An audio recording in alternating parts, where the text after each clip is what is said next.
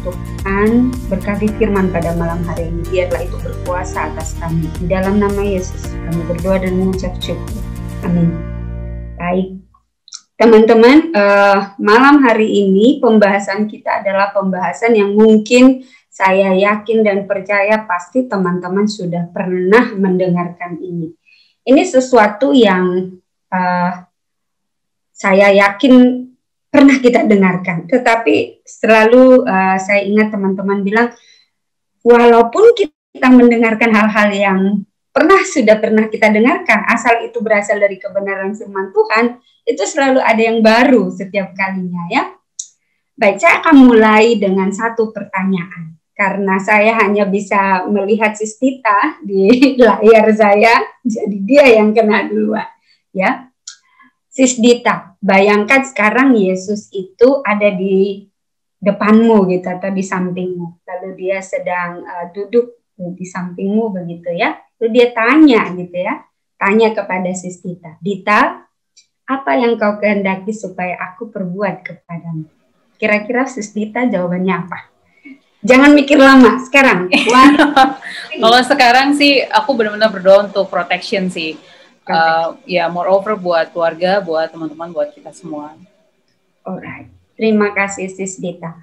Teman-teman, kalau ada yang bisa kasih di chat box kita, boleh kasih tahu kira-kira kalau sekarang nih ya, Tuhan itu lewat di samping teman-teman atau berada duduk di samping gitu ya, dan tanya, misalkan nih, Bro Hanafi atau Hanafi, apa yang kamu kehendaki aku perbuat bagimu? Kira-kira teman-teman minta apa gitu ya? Alright. Sekarang pertanyaan saya yang kedua, karena Sis Dita yang saya lihat dia lagi yang kena ya, jadi Sis Dita jawab saya. Pertanyaan kedua adalah, kenapa Sis Dita minta itu kepada Yesus? Karena terlalu banyak khawatir sih dengan isu yang sekarang ini kan, like si Sani juga tadi sampaikan, itu takutnya kena giliran gitu loh. Jadi jadi takutnya ya kenapa-kenapa sama kita dan keluarga juga. Jadi itu yang aku minta sih. Oke, terima kasih. Yes, karena khawatir jadi kita meminta. Kenapa Sis Dita nggak minta sama saya? Kenapa mintanya sama Yesus? Karena si Sani nggak bisa kasih. Karena si Sani nggak bisa kasih, betul, saya nggak bisa kasih. Kemudian kalau ditanya lagi ya, saya nggak mau tanya ke interview nanti dengan Sis Dita, dia stres dan saya buat. Kalau ditanya kenapa gitu ya, kenapa mintanya sama Yesus? Karena orang lain nggak bisa kasih gitu, hanya Yesus yang bisa kasih. Kemudian kalau ditanya gitu ya, kenapa engkau meminta begitu ya? Berarti karena kita menyadari kita mengalami kekurangan. Ada sesuatu di dalam diri kita yang kurang, maka kita meminta. Jadi kita mengenali apa yang terjadi atau apa yang kurang di dalam diri kita. Kalau kita merasa nyaman-nyaman saja gitu ya, apa ya, kita nggak mungkin meminta. Teman-teman coba mungkin gini, bayangannya gini. Bayangkan sekarang teman-teman ada terdampar di pantai gitu, di satu pulau. Lalu tidak ada orang di situ, adanya pohon kelapa gitu ya. Dan teman-teman tidak punya makanan sama sekali. Lalu tiba-tiba di depan teman-teman itu lewat satu kapal gede gitu ya, tong gitu ya. Kira-kira teman-teman akan gimana? Hai, aku di sini, tolong, pasti teriak-teriak, hai, tolong gitu ya. Kita pasti minta tolong. Kenapa kita minta tolong ya? Karena kita tahu kapal itu mungkin akan berhenti dan bisa membawa kita dari pulau kecil itu. Nggak mungkin kita minta tolong sama pohon kelapa yang ada di samping kita. Kenapa? Karena pohon kelapanya nggak bisa bikin apa-apa ya. Pasti orang kalau lihat kita orang gila, ini ngapain dia ngomong pohon kelapa gitu ya. Jadi malam hari ini kita akan belajar seseorang yang dia tahu kepada siapa dia minta tolong dan dia tahu apa yang dia minta. Ya, kenapa? Kenapa dia tahu dia meminta? Karena dia mengenali dirinya, dia tahu apa yang kurang di dalam dirinya. Ya, kadang kalau kayak kita ditanya, misalkan nih, sorry ya, saya ambil bahasa sehari-hari, lu mau apa gitu ya, makan aja lah, makan aja, tinggal mencet aja di Gojek atau apa gitu, mikirnya lama banget. Kenapa? Karena kita nggak tahu kita mau apa gitu ya. Lalu Yesus bilang, kamu mau apa ya? Nanti kita belajar lagi, orang ini langsung dengan cepat dia bisa bilang, saya mau ini gitu ya.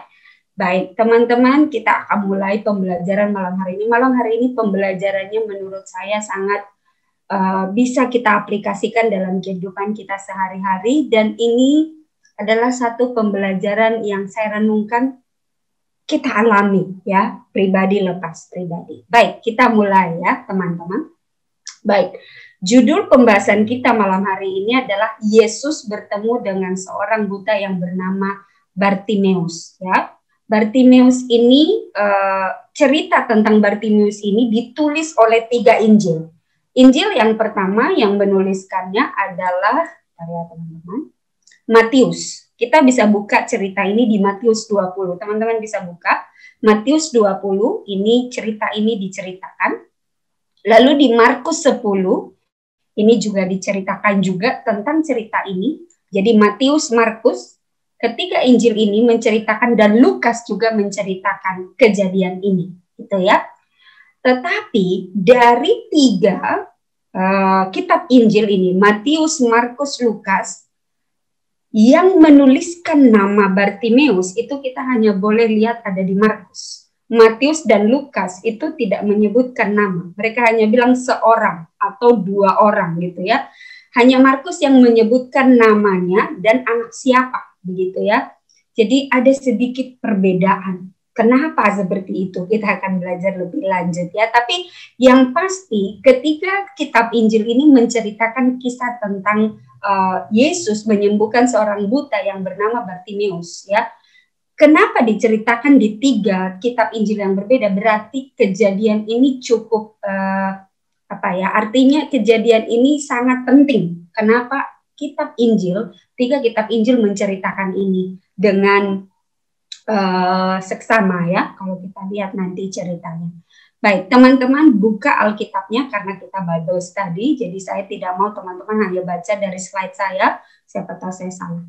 Kita mulai pembelajaran kita. Teman-teman, kita akan bolak-balik di ketiga kitab Injil ini, kadang ke Matius, kadang ke Markus, kadang ke Lukas. Jadi teman-teman bisa buka masing-masing ya. Kalau Bapak Ibu teman-teman punya iPad, Alkitab, boleh buka ya. Baik. Oke, kita akan mulai dari Matius 20 ayat 29. Dan ketika Yesus dan murid-muridnya keluar dari Jericho, orang banyak berbondong-bondong mengikuti dia. Ya, saya tidak akan menjelaskan geografi Jericho itu di mana, tapi saya highlight berbondong-bondong. Kita selalu, ketika kita belajar hari Rabu, ini kita selalu melihat bahwa Yesus itu selalu dikelilingi oleh banyak orang. Ya, dia itu kayak artis gitu ya. Kemana dia pergi pasti berbondong-bondong. Ini kalau teman-teman lihat kata asli berbondong-bondong itu berarti bukan hanya 100. Itu bisa ribuan, dan itu ketika Yesus jalan itu sampai dia nggak bisa jalan secara cepat karena semua orang itu menghalangi dia. Pengen ikut, pengen di sampingnya. Kenapa? Karena Yesus memberikan kesembuhan. Yesus memberikan makan gitu ya. Jadi kebutuhan mereka itu dipenuhi oleh Yesus, rohani, secara rohani dan fisik gitu ya. Itu makanya banyak orang-orang yang betul-betul mau ikut dengan Yesus, dan apa yang diperkatakan Yesus itu betul-betul berkuasa, powerful sekali. Jadi orang banyak sekali mengikuti dia. Nah, ketika dia keluar, banyak orang mengikuti dia. Di tengah jalan apa yang terjadi? Matius menjelaskan di 20, Matius 20 ayat 30, ada 2 orang buta yang duduk di pinggir jalan, mendengar bahwa Yesus lewat, lalu mereka berseru, Tuhan anak Daud, kasihanilah kami. Ya, ini adalah ceritanya gitu ya. Jadi Matius menjelaskan 2 orang. Ya, coba kita lihat referensi kita yang lain tadi kan ada di Matius, Lukas, dan Markus. Coba kita lihat bagian yang sama, teman-teman. Kita buka di Markus 10 ayat 46. Ya. Bolehkah satu orang membacakan dengan lantang Markus 10 ayat 46? Siapa aja?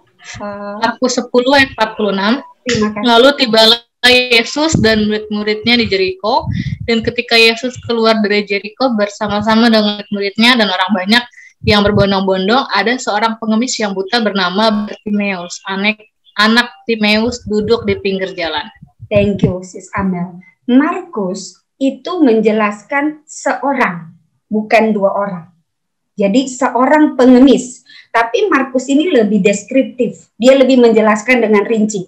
Kita tahu bahwa Bartimeus ini adalah seorang buta. Jadi dia harus mempertahankan hidup ya. Jadi dia itu peminta-minta. Jadi artinya ya dia mungkin hidupnya Senin Kamis ya. Jadi dia nggak ada kerjaan ya. Dia meminta-minta. Tetapi Markus mengatakan seorang pengemis. Kalau Matius tadi bilang dua orang gitu ya. Ini agak-agak apakah ini apakah mereka salah melihat atau bagaimana gitu ya. Mari kita lihat lebih lanjut. Kan tadi ada kita buka Matius, sekarang kita buka Markus, kita udah baca. Kita juga bisa buka di satu lagi bagian di Lukas. Lukas 18 ayat 35. Di Lukas 18 ayat 35, waktu Yesus hampir tiba di Jeriko, ada seorang buta yang duduk di pinggir jalan dan mengemis. Jadi antara Lukas dan Markus itu memberikan satu penjelasan bahwa mereka ini melihat seorang pengemis, ya, dan itu mereka itu duduk di pinggir jalannya. Jadi berarti memang mereka ini sudah tempatnya sering di situ. Saya coba lihat Jeriko ini seperti apa sih tempat, kenapa mereka di situ. Jadi teman-teman di dekat ini, di dekat tempat mereka ini mengemis, itu adalah tempat orang selalu lewat lalu lalang. Jadi ini kayak jalanan gitu ya, jadi kayak jalanan umum, orang selalu lewat di situ, maka pengemisnya di situ. Kenapa? Begitu orang lewat, itu mereka bisa meminta gitu ya. Jadi mereka tahu juga tempat yang strategis untuk meminta begitu, karena mereka itu udah pekerjaan mereka setiap hari. Tetapi teman-teman ada sedikit perbedaan ketika kita membandingkan apa yang ditulis Matius, Markus dan Lukas ya. Tetapi kita tahu persamaan dari ketiga Injil ini bahwa ada yang buta dan dia peminta-minta dan dia ini duduk di pinggir jalan ya. Dan lebih lanjut dikatakan bernama Bartimeus. Teman-teman, saya buka di Bible Commentary, Bartimeus anak Timeus. Kenapa sampai disebut anak Timeus gitu ya? Kenapa sampai disebut anak Timeus? Jadi teman-teman, ada satu, saya tidak cantumkan di sini, kalau kita lihat di Bible Commentary, itu dikatakan bahwa Timeus ini adalah seseorang yang sangat berpengaruh sebenarnya di tempat itu, dulunya. Makanya disebutkan nama itu. Jadi Alkitab ketika dia menyebutkan nama tempat, ya, nama orang, itu pasti ada sesuatu maksud dan tujuannya. Tapi highlight kita bukan di situ, tapi artinya kita tahu nama Bartimeus, walaupun Matius tidak menuliskan. Walaupun Matius bilang dua orang, yang lain bilang satu orang. Masalahnya bukan di situ. Tapi cerita ini saling melengkapi, kita melihat ya. Baik, lanjut ya teman-teman. Oke, kita lanjut. Saya ambil dari Lukas 18 ayat 36 sampai 37. Jadi ketika Yesus dari Jeriko, dia melewati, dia belum melihat orang buta ini, tapi di sana itu ada orang buta, begitu ya, mereka meminta-minta. Lalu apa yang terjadi selanjutnya? Waktu orang itu mendengar orang banyak lewat, jadi orang itu artinya si orang buta itu ya, waktu orang itu mendengar orang banyak lewat, dia bertanya, apa itu? Jadi berarti kita tahu bahwa orang buta ini, biasanya orang buta itu pendengarannya juga nggak bisa ya, tapi berarti dia bisa mendengar gitu ya.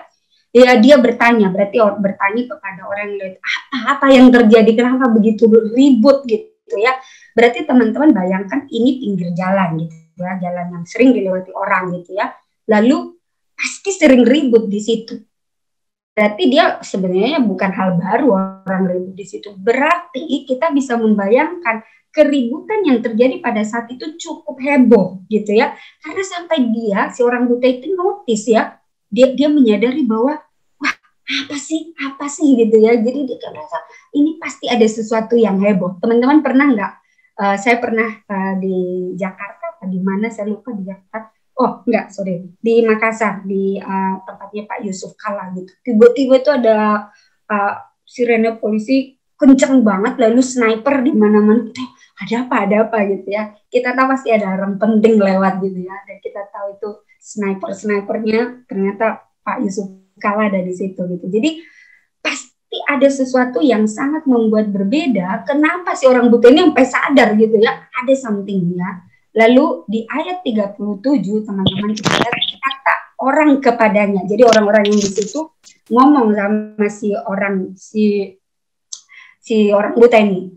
Yesus orang Nazaret itu lewat gitu ya. Jadi kayak biasa aja gitu ya orang-orang ini. Yesus orang Nazaret itu lewat ya. Jadi Yesus orang Nazaret itu lewat dan si orang buta ini mendengar. Kalau kita pergi ke bahasa aslinya, dia bilang just ya. Jadi mereka hanya memberikan Yesus itu sebenarnya hanya orang biasa aja. Orang-orang menganggapnya seperti itu dari Nazaret.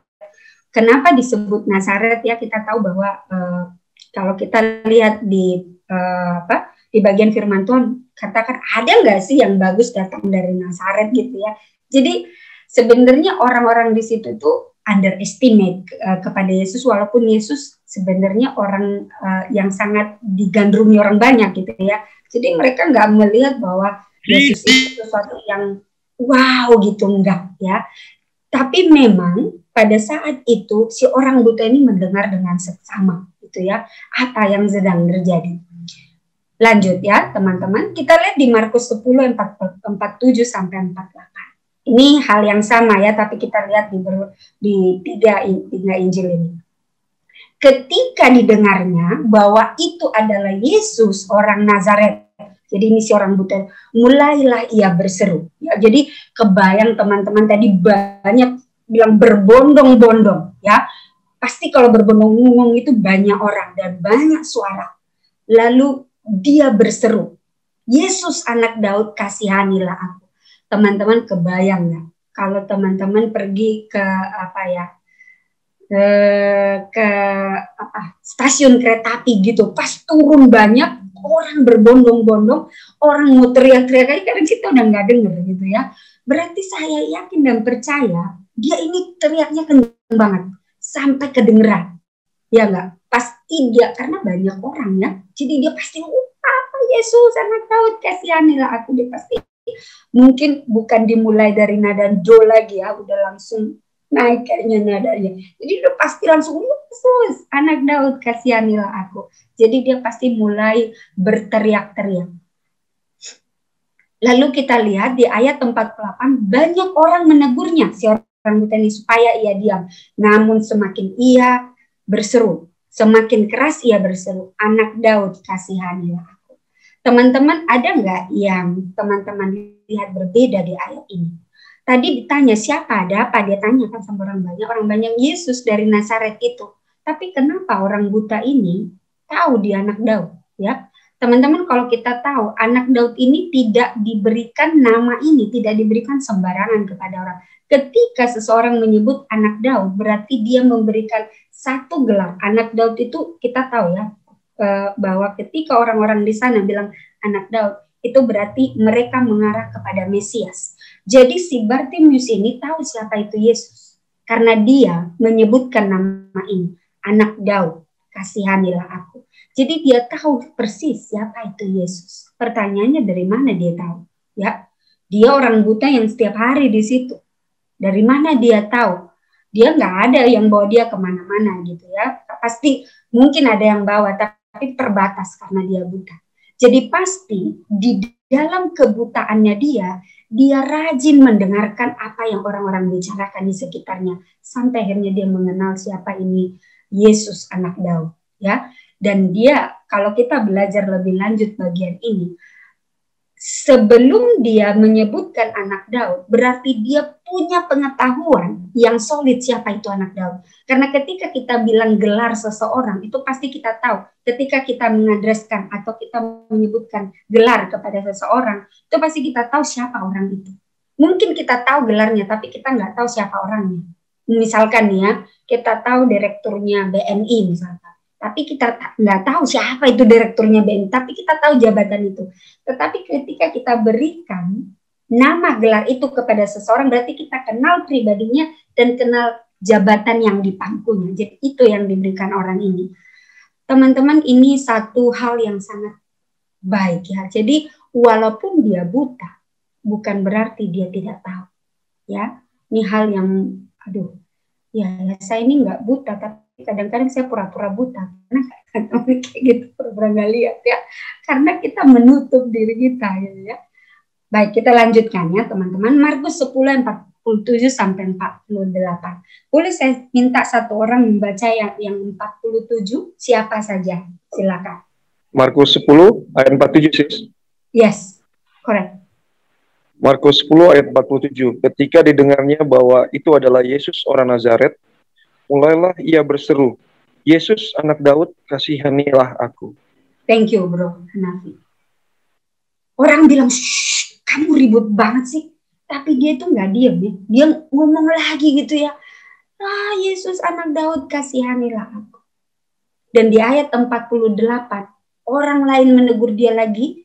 Dan anak Daud, kasihanilah aku. Markus, Matius, Lukas mengatakan hal yang sama. Ya, Yesus anak Daud, kasihanilah aku. Anak Daud, kasihanilah aku. Berarti betul-betul dari 3 kitab Injil ini kita lihat bahwa si Bartimeus ini tahu persis siapa itu Yesus. Dan ketika orang bilang diam, kamu diam. Walaupun dia ditegur, dia tahu kepada siapa dia minta tolong.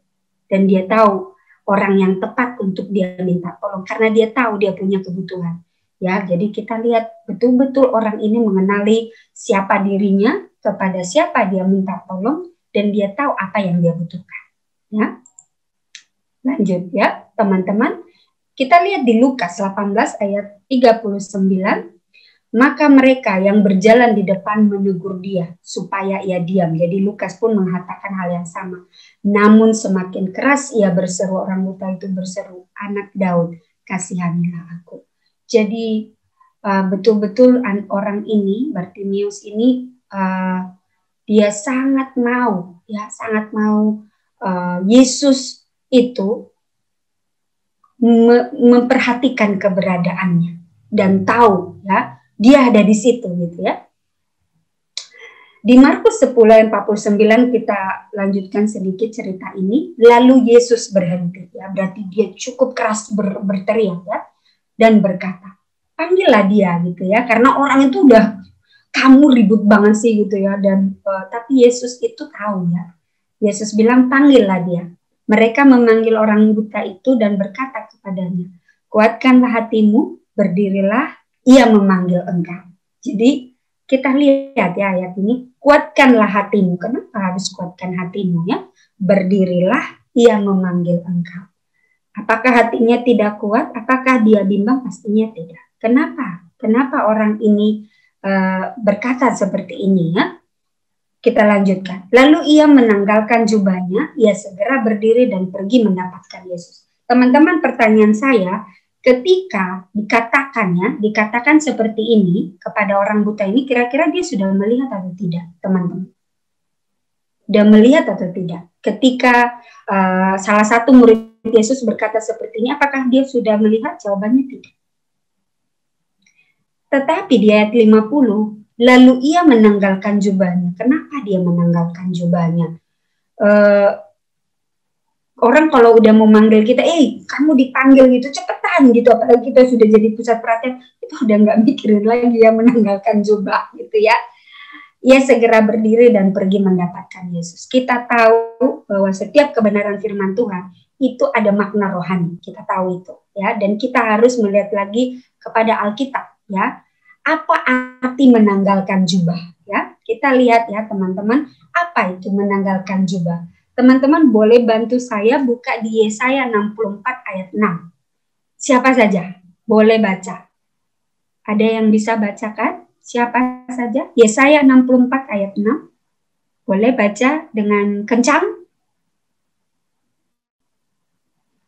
Yesaya 64 ayat 6 ya. Ya. Yesaya 64 ayat 6, begini ayatnya. Demikianlah kami sekalian seperti seorang najis, dan segala kesalahan kami seperti kain kotor. Kami sekalian menjadi layu seperti daun dan kami lenyap oleh kejahatan kami seperti daun dilenyapkan oleh angin. Alright, terima kasih. Jadi kita tahu ketika dikatakan menanggalkan jubah, ini jubah itu melekat ya teman-teman. Kita tahu jubah itu melekat. Dan apa yang melekat di dalam diri kita, itulah kita sebenarnya kalau kita maknai seperti itu ya. Jadi teman-teman pernah nggak lihat seseorang, itu walaupun dia pakai baju yang berbeda setiap hari, pasti stylenya gitu-gitu aja gitu ya. Ada yang selalu sama gitu, dia kayaknya sukanya model baju kayak gitu ya. Jadi itu menggambarkan kita. Jadi lalu ia menanggalkan jubahnya. Jubah itu sangat di dalam makna rohani, jubah itu adalah kedirian kita. Apa yang melekat di diri kita.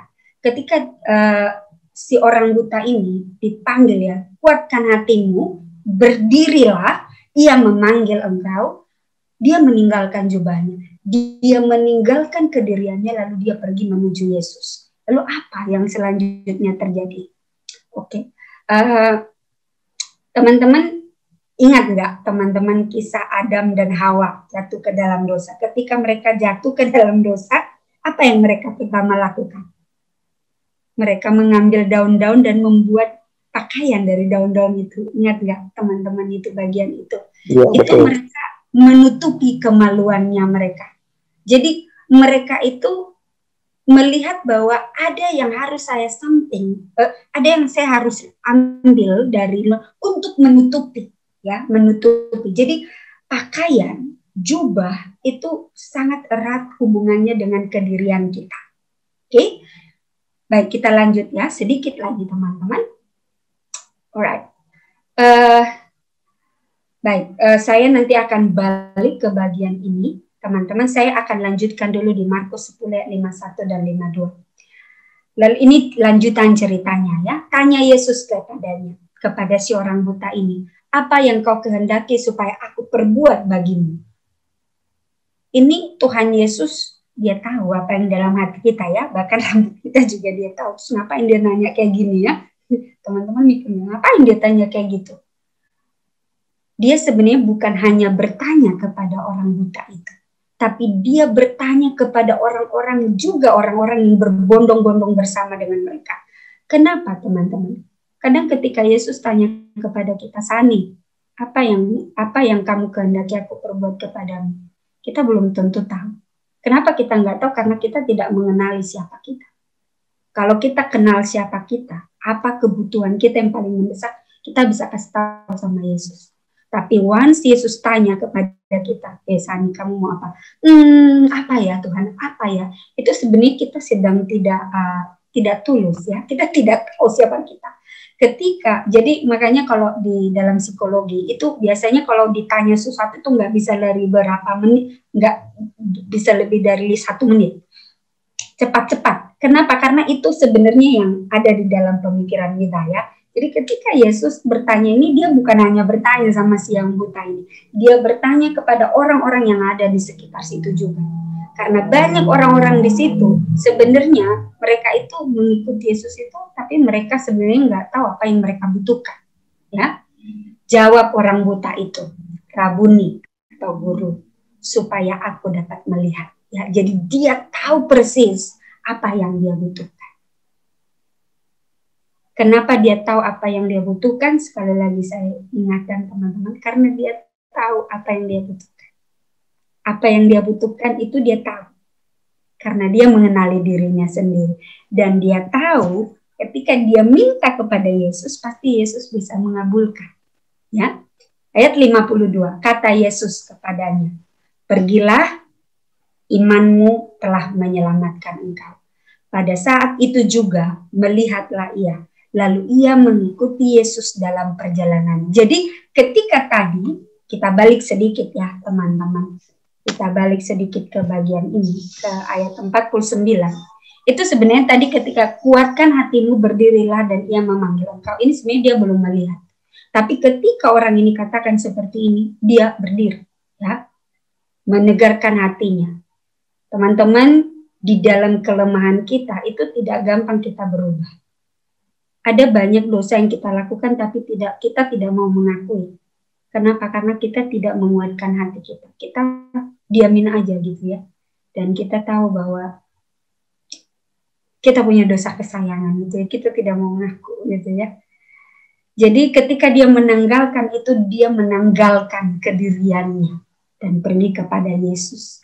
Ini teman-teman sangat, kita lihat bagian ini, oke? Saya akan balik ke situ lagi. Lalu Yesus mengikuti, si orang buta itu mengikuti Yesus dalam perjalanannya. Teman-teman, kalau kita lihat di dalam beberapa Bible commentary atau beberapa runutan yang lain tentang bagian ini, kita tahu bahwa Bartimeus itu ikut dengan Yesus dalam rombongan Yesus. Itu makanya kalau kita lihat tadi di Injil itu, pertamanya namanya tidak ditulis, tetapi kemudian ditulis. Kenapa? Karena bukti pelayanannya dia menjadi orang yang setia di dalam pelayanan Yesus. Itu makanya akhirnya namanya ditulis di situ dan ditulis orang tuanya di situ. Kenapa? Karena murid-murid Yesus, kitab Injil itu mengetahui persis apa yang dilakukan Bartimeus selama dia mengikuti Yesus. Jadi teman-teman, ketika kitab suci menuliskan nama itu tuh bukan hanya ditulis begitu aja ya. Ada sesuatu ketika dia mengenali dirinya, bertemu dengan Yesus dan dia bertobat, dia menjadi seseorang yang bisa melakukan, dia tidak mungkin, di Alkitab tidak ada dia menyembuhkan, tidak ada kita tahu kelanjutan ceritanya. Tetapi kita tahu ketika dia mengikuti Yesus dalam perjalanannya, something happen. Itu makanya ketika kita lihat di dalam Alkitab sejarah penulisannya ya, teman-teman, kita nggak punya waktu untuk ke situ, teman-teman baca, ada ya, nanti kalau ada yang mau nanti saya kasih linknya.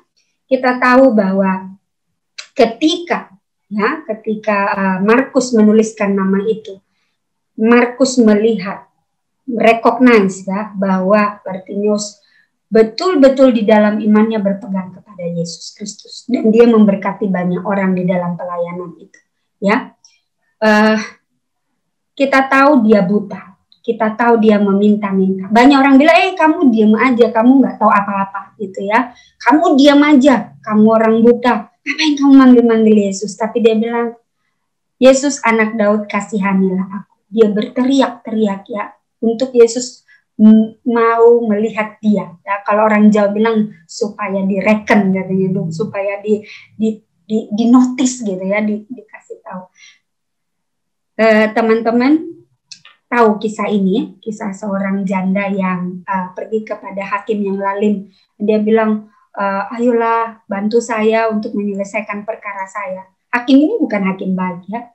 Tetapi karena si janda ini tiap hari datang kepada dia bilang, aduh, malas banget nih sama si janda. Maaf ya saya buat dalam bentuk begini. Teman-teman tahu kisah ini ya. Dia malas ya ngeliatin si janda ini. Akhirnya dikabulkan permintaannya. Persisten ya. Jadi artinya teman-teman mungkin punya doa-doa tertentu yang teman-teman kayak kasih tahu sama Tuhan.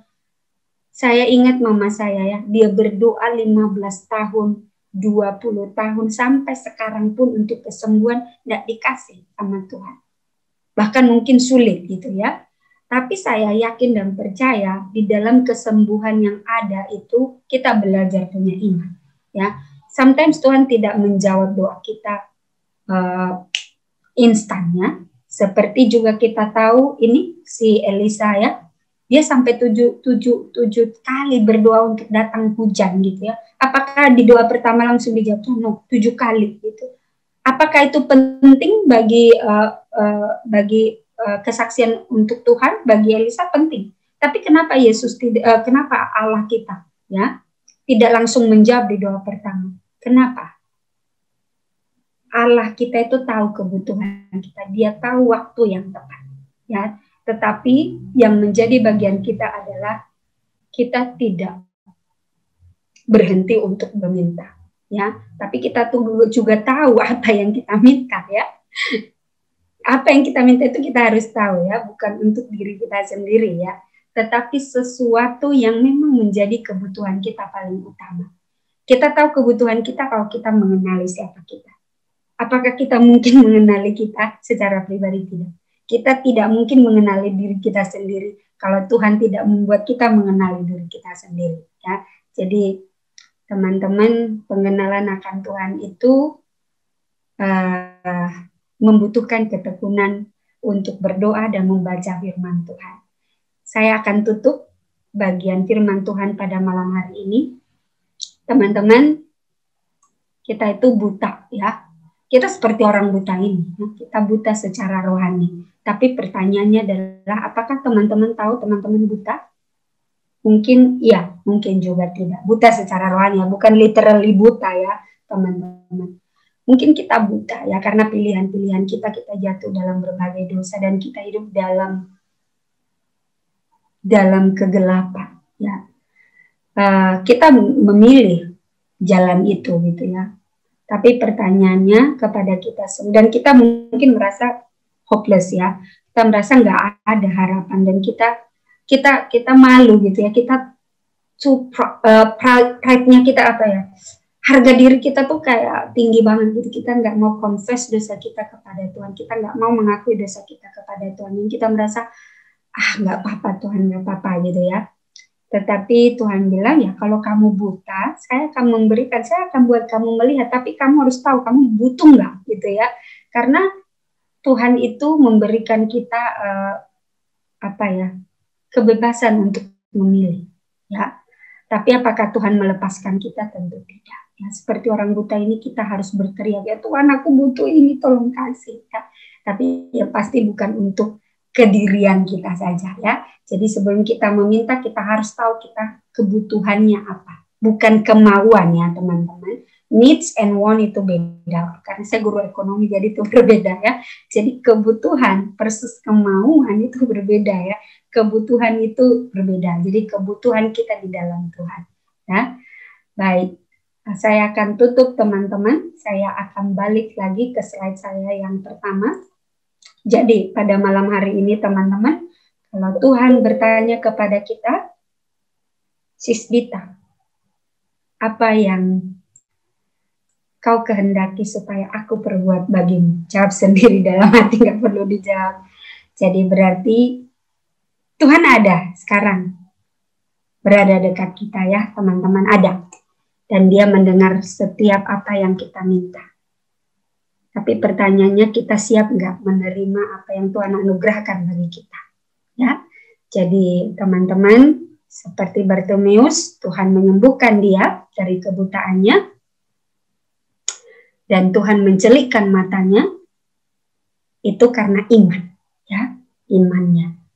Dan saya tahu teman-teman ketika berkumpul sekarang di sini berarti kita punya iman, ya, iman untuk mau mendengarkan firman Tuhan di dalam kelelahan kita di tengah minggu begini, untuk datang mendengarkan firman Tuhan. Kita digerakkan oleh Roh Kudus. Kita mungkin, banyak orang lebih memilih mungkin kita tidur sekarang ya, capek banget gitu, atau banyak hal yang bisa kita lakukan, tapi kita memilih datang diam di dalam Tuhan Yesus karena kita tahu bahwa kita butuh ini ya.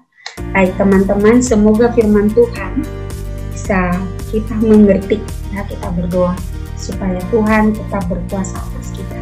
Amin teman-teman.